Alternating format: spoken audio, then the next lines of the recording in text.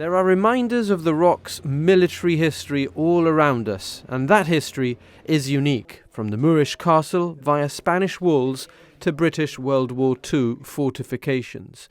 Growing up seeing tunnels, batteries, guns, bastions and galleries all around him, Ian Reyes was drawn in to understand more about the people who used these fortifications and what they must have seen. During the closed frontier years, he would play close to the northern defences and wonder what had happened there. I used to live in Laguna State, and that was my everyday view, looking at the Orleans Gap and the tunnels there, the embrasures.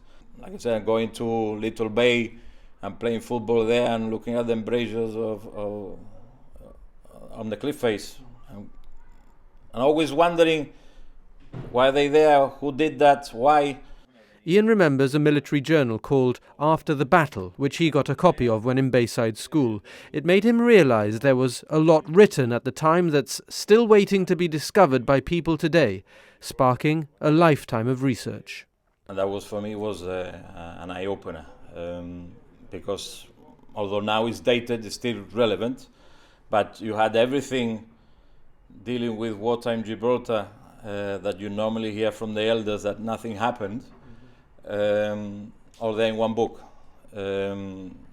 Aside from the evacuation, there's nothing on the evacuation, but dealing military Gibraltar, that was a true eye-opener. I started buying books as I got older, and obviously there was a lack of information on Gibraltar during the war. But come about 2007, 2008, I started seriously looking at stuff. Some files are very, very, very detailed and interesting. Others are frankly disappointing. And obviously you get information from one file, but it will lead you to get some snippets on other ones. When you start finding gems, find the identity of a double agent, it gets more exciting. And I've helped authors with their books, information. Piece by piece, you get loads of information. Ian is part of a research group at the Heritage Trust called the Fortress of Gibraltar Group. His work recently hit the headlines in the Gibraltar Chronicle newspaper. He came across secret plans drawn up in 1942, showing the UK hoped to build submarine pens here in Gibraltar. The story attracted international attention. I've been in total 7 times to Kew. I made a list of what to see, to view, and one of them was this one, Admiralty file, and it said submarine shelters. So it's like, okay, we'll take a look at it. At the end of the day, nothing happened.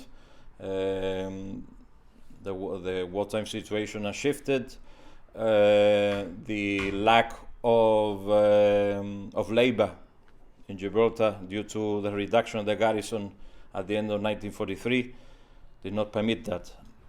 They did a thorough study. They brought the hydrographer over, and as you can see here on the actual title of it, Civil Engineers in Chief Department. That's the civil engineer in the HM dockyard. So this was drawn locally. Like I said before, it could prove why the myth has been around for years. It's gone from one generation to another. One generation to the other. Give more importance to work of the local civilian contractors and city council workers that did their part in the defense of Gibraltar, and they did. Initially, the first defensive tunnels were done by the city council. Again, I think they deserve their recognition as well. Ian's passionate about Gibraltar's history. For such a small footprint on the global map, we pulled our weight. He spends a lot of his free time trying to put together different pieces of the puzzle. Usually when you do a jigsaw puzzle, you can check the complete picture on the box. But Ian doesn't think there is a complete collection of documents on Gibraltar's military history in any one place.